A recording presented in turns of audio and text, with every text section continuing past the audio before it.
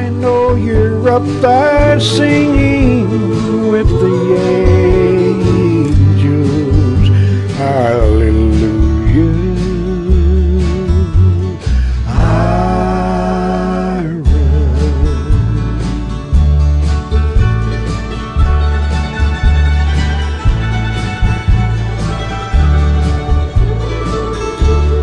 Mandolin strings still ringing in my memory.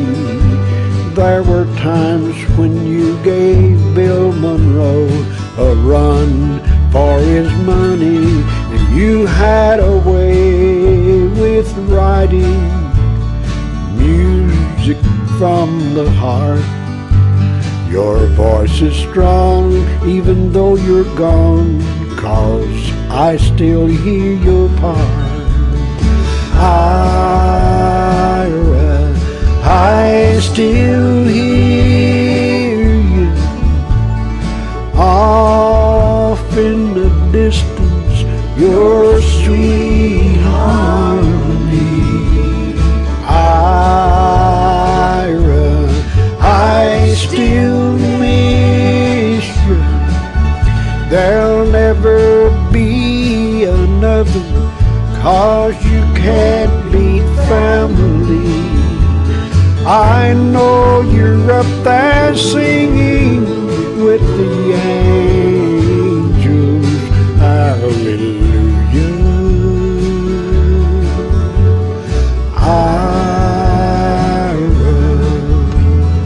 One day soon I'll sing with you and the angels. Hallelujah.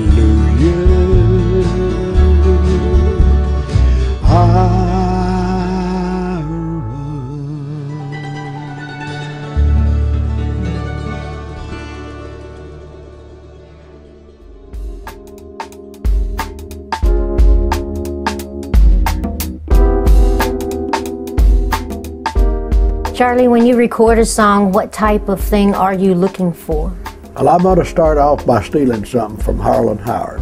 And he was asked a similar question once, and he said 3 chords and honesty. I want a song to not be impossible. And I want it to tell a sensible story with a conclusion. And the first song that we ever wrote, and we didn't record it until 1956, was when I was 7 years old. I was in love with the cutest little girl you ever seen. And we wrote a song about that. Nellie Moved to Town was one of them, and A Tiny Broken Heart was the other one.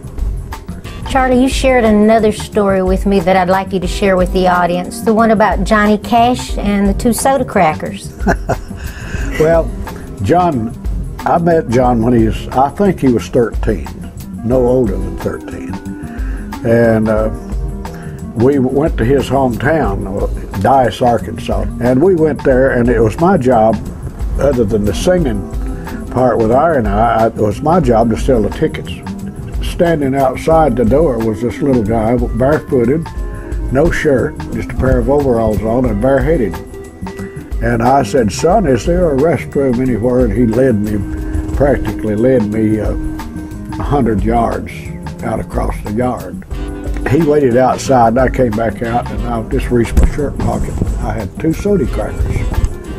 And I opened them, and he looked at me, and he asked, "Why are you eating those soda crackers?" I said, "To keep from starving to death."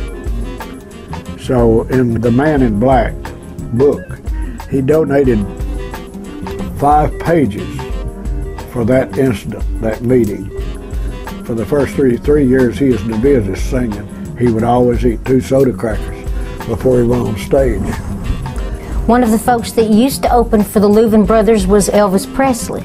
Well, we were there when he first began.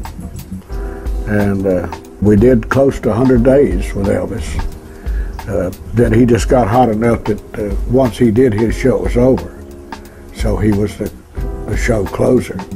I was pretty sure, as millions of other people were, that Elvis was just a fad. You know, he would go away.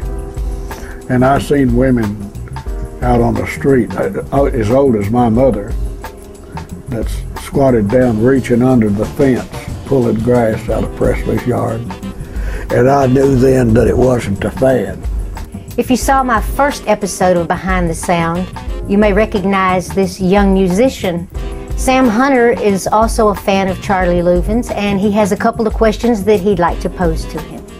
Hey, Mr. Louvin, I'm Sam Hunter, and I'm a huge fan of you and your music, and I'm also a huge fan of the Beatles, and I was wanting to know what you thought of the Beatles when they first came out. Some of their stuff was great.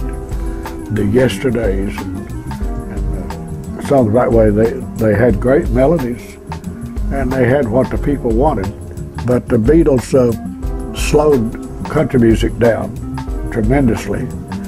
And if you was lucky enough to get a release out in those days, because you couldn't get it pressed, because every record company, every record place was pressing Beatle records. So they didn't have time to press yours, but the Beatles was good. I just want to thank you for allowing me to ask you a couple of questions. Being a young musician, my parents are very supportive with what I'm doing. I just wanted to know if your parents were supportive in what you and your brother were doing, and if so, how? Our daddy used to say, you boys ought to quit traipsing around all over the country and get you a real job. So I asked our daddy to go on a trip with us. I think we was going to be out for 5 or 6 days. We're going to Florida, back to Louisiana, and then on into Texas, and then back. And so we left from northeast Alabama, and we drove down to Miami. We did a show there, and then next night we had to be back in New Orleans. And so as soon as the show's over, got right back in the car, headed for New Orleans.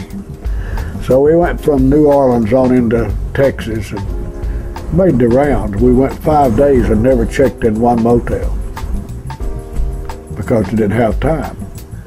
So the second day he said, well, when do you boys sleep? So got back home. My daddy never did say, get you a real job. He knew we had one. But it's not an easy life. You have to be determined, persevere. That's because somebody knocks you down once. Don't lay there. Get up and get up and show them. There's an old saying, and this is very true. He said, if you're walking down the street and you see your friend in the gutter holding his hand out, he said, kick him. Don't put nothing in his hand, you kick him. And it'll make him so mad he'll get up and show you that he can get a job and do well. But if you put something in his hand, the next day you pass, he'll be there again and again and again. So that there might be a lesson to be learned there, but I'm kind of a soft touch myself, you know. But I've always been lucky, so I haven't had to do the other. Charlie, yes, I want to thank you from the bottom of my heart for coming here today and being a part of this with me. I really appreciate it. Well, thank you, Terri. I want to thank you from my bottom, too. Great girl, thank you. My pleasure. Folks, regrettably, that's all the time we have to spend with my special guest, Charlie Louvin. Thank you so much for joining us. I'm Miss Terri Lynn, and I'd like to invite you to come back next time when we go Behind the Sound.